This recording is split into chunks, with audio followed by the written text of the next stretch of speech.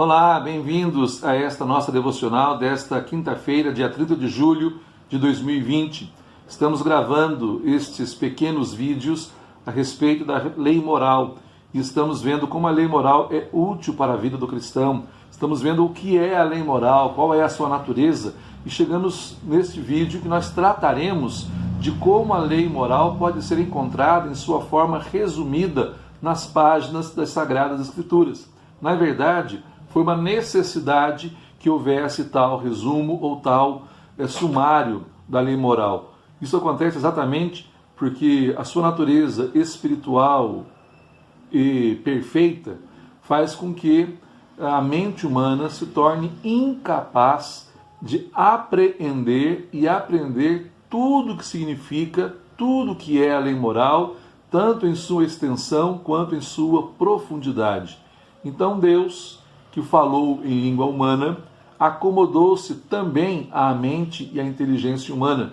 E assim, no Sinai, ele proferiu a lei moral em forma de decálogo, de 10 palavras, de 10 mandamentos, e pelo seu dedo ele os esculpiu em 2 tábuas e as entregou para o povo que viria a celebrar com ele uma aliança, e esses seriam os ditames da aliança, as cláusulas pelas quais e com as quais o homem honraria a aliança e seria a contrapartida humana naquilo que Deus proporia como traço da sua aliança, da sua comunhão, da sua presença e da doação de si mesmo, da comunicação, da sua revelação e da sua vontade ao povo que ele escolhera. Portanto, os 10 mandamentos é aquilo que distingue o povo em sua peculiaridade na relação com Deus, segundo os ditames da aliança celebrada.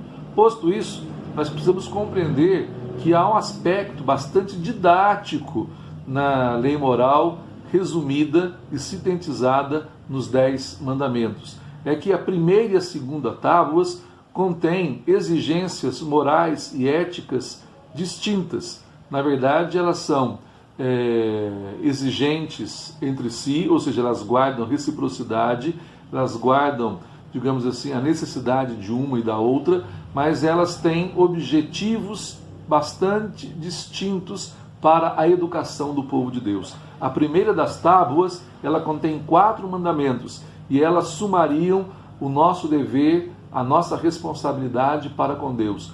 Nela estão contidos todos os deveres, tanto irrenunciáveis quanto irredutíveis, que Deus exige da parte do homem em relação a si. Não quer dizer que porque Deus fixou em nós o seu amor e porque Ele tem em nós o seu prazer, que nós tenhamos uma liberdade, digamos assim, bastante volitiva, deixada à nossa vontade, de como devemos tratar, de como devemos nos relacionar com Deus. O homem nunca teve tal liberdade. A liberdade plena pertence apenas e tão somente a Deus. Quando nós olhamos lá para o Antigo Testamento, lá para o paraíso, antes da queda, Deus deu uma liberdade bastante grande a Adão e Eva. Eles podiam muito, mas eles não podiam tudo. Podiam muito porque de todas as árvores do jardim, a todas eles tinham acesso, exceto uma. E este exceto uma é exatamente o limite imposto para a liberdade do homem. Veio a queda, a nossa liberdade ficou bastante diminuída e prejudicada, uma vez que nos tornamos escravos do pecado. Por causa disso, nós também perdemos o senso de como devemos tratar Deus, nos relacionar com Ele, como nós vivemos vidas que possam dar-lhe prazer. E assim foi preciso que os 10 mandamentos, os 4 primeiros deles, ensinassem, conduzissem, levassem o nosso coração e a nossa mente a ter por Deus, a ter com Deus uma relação, uma estima, um apreço, um sentimento que é diferente daqueles que nós temos quando deixados à nossa própria sorte, à nossa própria vontade. Porque se deixados ao nosso próprio coração, o primeiro dos sentimentos que nós temos contra Deus talvez seja de raiva, de ira ou de qualquer outra coisa. Portanto, quando Deus estabelece os mandamentos, Ele tem, entre outras coisas, a preocupação de preservar o seu povo, inclusive da autodestruição e da ruína. Stephen Chernock, um puritano bastante conhecido, diz que Deus providenciou a salvação, em primeiro lugar, dele mesmo.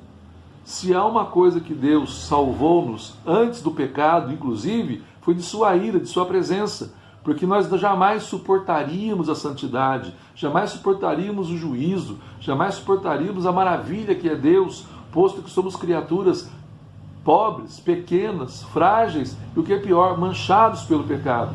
Quando Deus estabelece, então, na primeira tábua, esses mandamentos, os 4 primeiros mandamentos, ele o fez exatamente para que nós pudéssemos entrar na sua presença, gozar da sua companhia, nos relacionar com ele numa zona de segurança, de conforto moral e espiritual, por assim dizer. Portanto, tudo quanto que Deus exige para si, de nossa parte, nós conhecemos nos 4 primeiros mandamentos da primeira tábua da lei moral, que compõe então os 10 mandamentos. A segunda tábua é uma decorrência inevitável do temor que nasce da observância da primeira.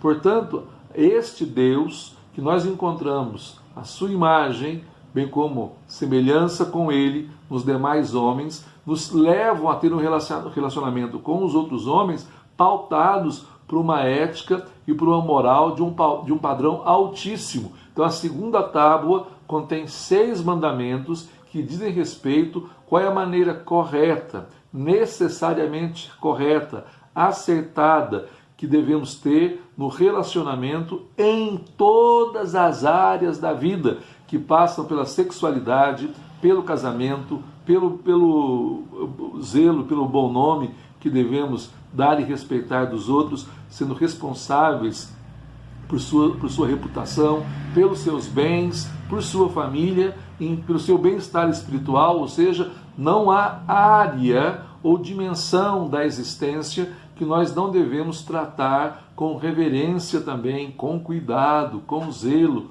com respeito, demonstrando amor, o mesmo amor que nós experimentamos da parte de Deus, demonstrando zelo, cuidado, respeitando os limites, os mesmos que Deus se impôs, né, na nossa relação com Ele.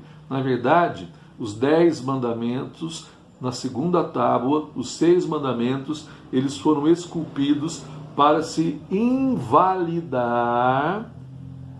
o pressuposto filosófico e moral de Caim, quando arguido por Deus no dia do homicídio de Abel.